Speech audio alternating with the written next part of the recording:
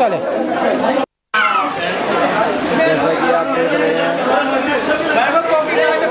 जितने भाई को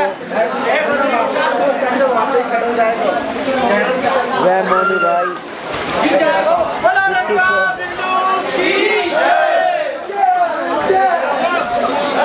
राजेश जी, ये पहली बार देखिए रंडुओं को बाहर नापते हुए।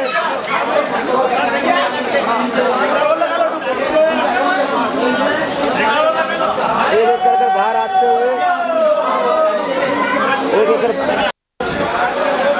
ये देखिए कुदरत का अजीब नज़ारा। एक तरफ भगवती माँ अलकनंदा बहती हुई, देखिए कितने इसमें बहुत ही शीतल जल, और एक तरफ लोग यहाँ पर तप कुंड में स्नान करते हुए बहुत ही गर्म पानी। तो देखिए कुदरत का नज़ारा, एक तरफ बहुत ही शीतल जल और एक तरफ बहुत ही ज़्यादा ठंडा पानी। और यमुनोत्री में भी गर्म कुंड के चश्मे हैं, वहाँ पर भी लोग स्नान करते हैं। इस तरह से केदारनाथ में और इस तरह से बद्रीनाथ में केवल माँ गंगा के किनारे पर ऐसा कोई चश्मा नहीं है, और तीनों धामों पर यहाँ लोगों को स्नान करके तृप्ति मिलती है। और माँ गंगा की तो बात ही नहीं डाली है। और हम यमुनोत्री, गंगोत्री, केदारनाथ और ये हमारा चौथा धाम बद्रीनाथ धाम, और ये बद्रीनाथ धाम हमारी चारों धामों की यात्राओं का समाप्ति पर पहुंचने को तैयार। और यहाँ स्नान करने के बाद ये सब लोग यहाँ से दर्शनों के लिए जाएंगे बद्रीनाथ के मंदिर में, और यहाँ से फिर वापसी के लिए ऋषिकेश, और ऋषिकेश से दिल्ली, दिल्ली से वापस पटौदी जाएंगे। तो उसी बीच हमारे साथ के सारे स्नान करते हुए, और देखिए काफ़ी चढ़ाई चढ़ी इन लोगों ने, लगभग 140 से 145 किलोमीटर की पैदल यात्रा की है इन चारों धामों में। और उसके बाद भी हौसले बुलंद है, जख्म हो चुके हैं पैरों में, लेकिन फिर भी सब एक दूसरे की हौसला अफजाई करते हुए चल रहे हैं। एक दूसरे का सामान ले लेते थे रास्ते में जब थक जाते थे।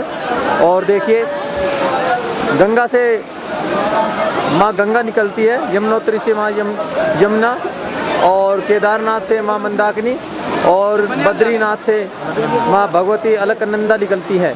तो चारों धामों से महानदियाँ निकलती हैं ये। और माणा गांव है, माणा गांव यहाँ से 3 किलोमीटर दूर, वहाँ पर जाने के बाद सरस्वती और माँ अलकनंदा इनका दोनों का संगम होता है वहाँ पर। माणा गांव यहाँ से 3 किलोमीटर दूर, और वक्त मिलेगा तो वहाँ पर जाएंगे और दिखाएंगे आप लोगों को। और वहाँ पर ही भगवान बद्रीनाथ की माँ का मंदिर है माणा गांव के अंदर, और भगवान बद्री को ही ये समर्पित है। नर और नारायण के नाम से मशहूर ये मंदिर। नर और नारायण 2 ऋषि थे, उन्होंने यहाँ पर तपस्या की थी, उनके ही नाम से मंदिर मशहूर हुआ है, नर और नारायण के नाम से। और लोग यहाँ पर स्नान करते हुए, 2 कुंड है यहाँ पर, एक औरतों का और एक यहाँ पर जो पुरुष है उनका। और यहाँ पर लोग हमारे साथ ही स्नान करते हुए तैयार होते हुए, और यहाँ पर फिर जो भी मंदिर के दर्शन हम करेंगे उसका आंखों देखभाल फिर हमसे हम आपको सुनाएंगे। तब तक के लिए हम आपसे विदा चाहते हैं। ये देखिए हमारे साथ ही लोग आए हुए बद्रीनाथ भगवान के मंदिर में, बिल्कुल भगवान बद्रीनाथ के मंदिर के सामने खड़े हुए, और देखिए किस तरह से फ़ोटो खिंचवा रहे हैं वो लोग। और भगवान बद्रीनाथ का दर्शन करने के बाद वापस होंगे यहाँ से, और जयकारे लगा रहे हैं भगवान का। बहुत ही सुंदर दृश्य जो भगवान के दर्शनों के लिए आते हैं।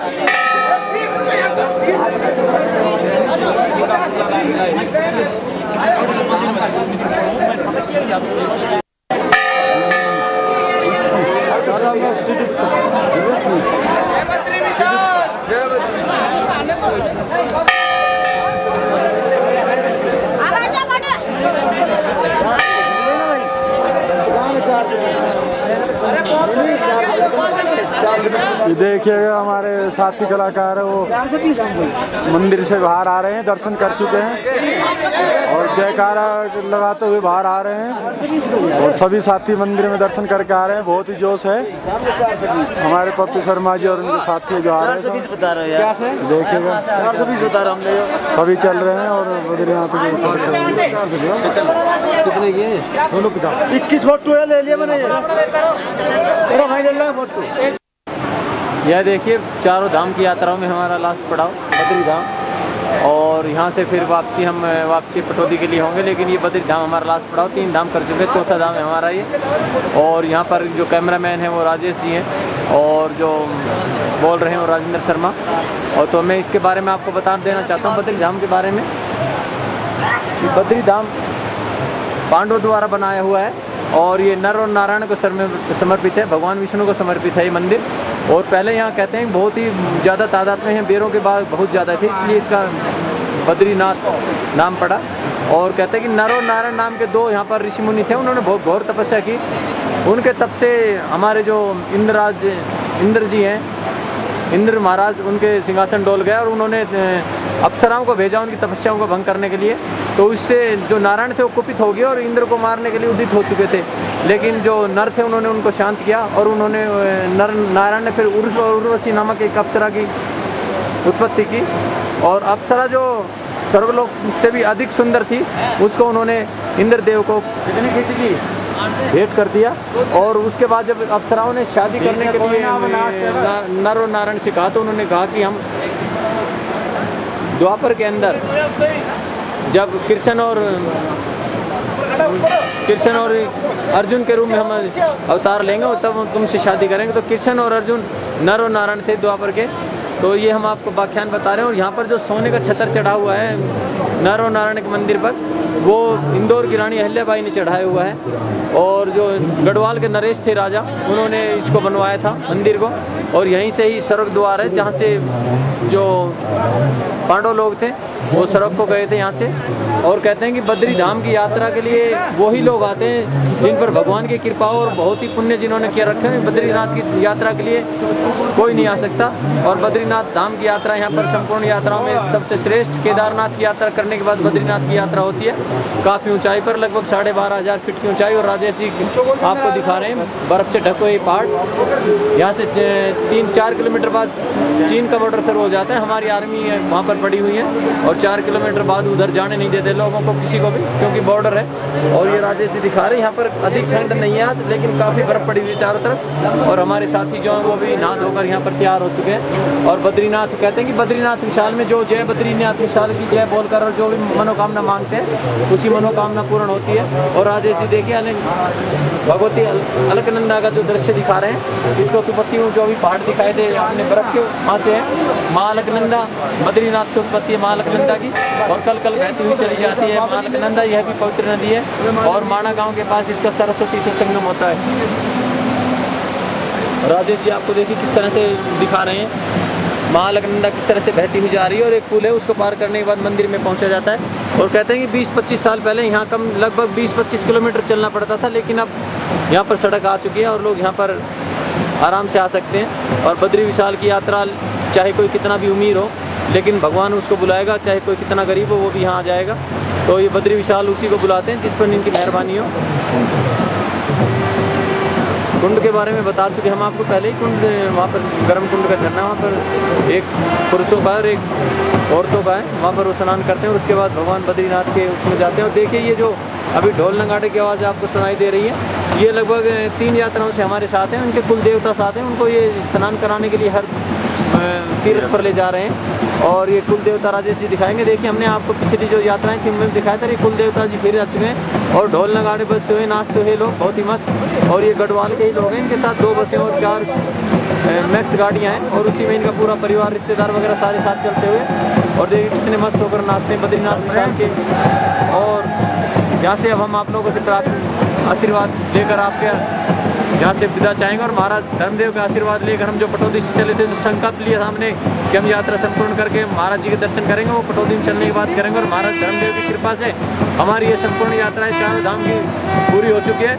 और अब हम अपने घरों को प्रस्थान करेंगे और भगवान बद्रीनाथ, भगवान केदारनाथ, माँ गंगोत्री, माँ यमुनोत्री हमारी इन यात्राओं को सफल कर हमें अवश्य हमारे घर भेजेंगी।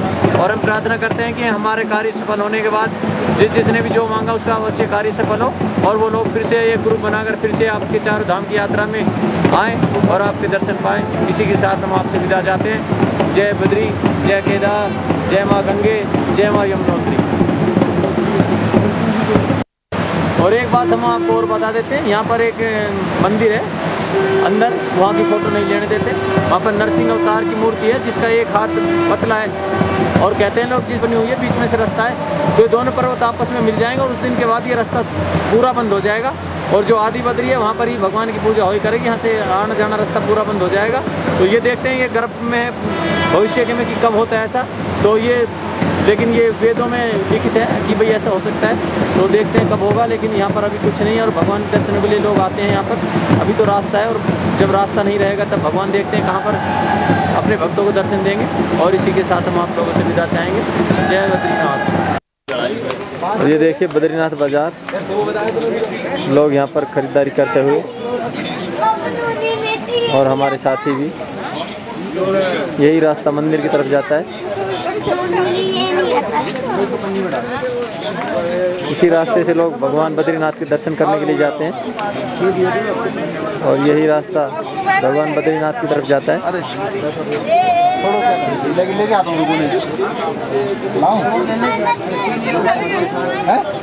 यही रास्ता भगवान बद्रीनाथ के मंदिर की तरफ जाता है और लोग दर्शन करने के लिए जाते हुए और बाजार में खरीदारी करते हुए हमारे साथी।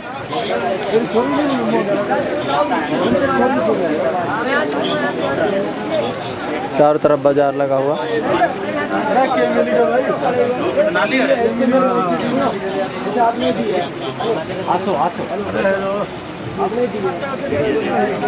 खरीदते हुए लोग यहाँ पर खरीदारी करते हुए लॉकेट वगैरह, मूर्ति वगैरह तो यहाँ से ले जाकर प्रसाद के साथ बांटते हैं लोग अपने घरों में।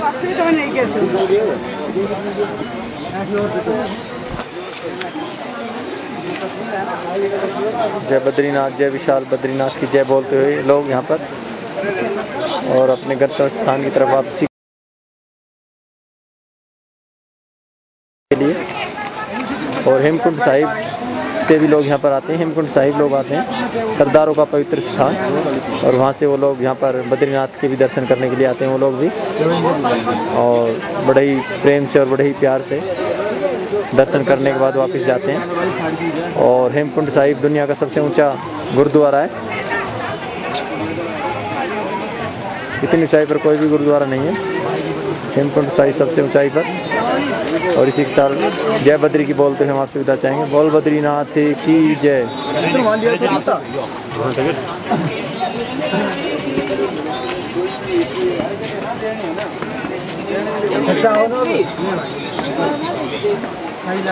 खरीदारी कर लेंगे उनको।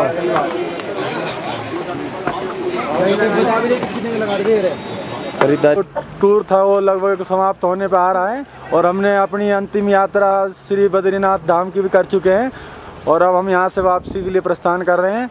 लगभग 1 घंटे के बाद हमारी बस यहाँ से रवाना होने वाली है और हम यहाँ से फिर सीधे हरिद्वार जाएंगे।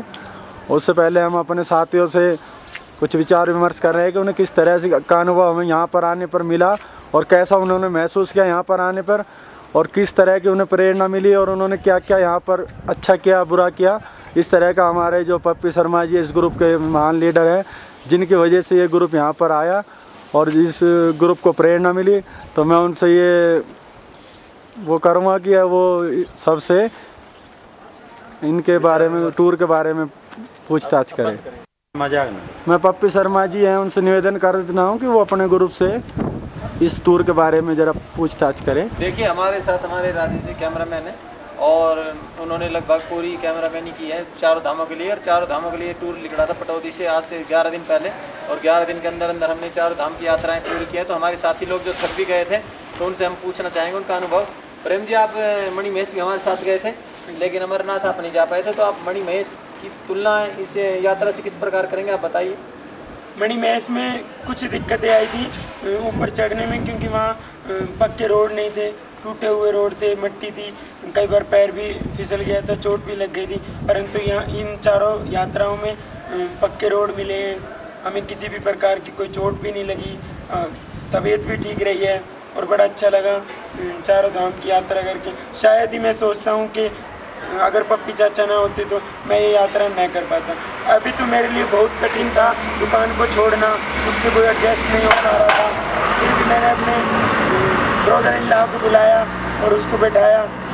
इस दौरान उसकी तबीयत भी खराब हो गई, फिर भी काम चला कि मैं पूरी यात्रा करें। देखिए प्रेम जी, हम आपसे ये कहना चाहते हैं कि यहाँ बद्री धाम में वही लोग आते हैं जिनको बद्री धाम प्यार करता है, वही लोग आने पाते हैं। तो हम आप बहुत प्यारे थे बद्री को जो आप यहाँ पर आए, क्योंकि आपका दुकान बंद कर आए हो आप, ये बहुत बड़ी महानता आपकी, और बद्री भगवान आपको बुला रहे थे और वहाँ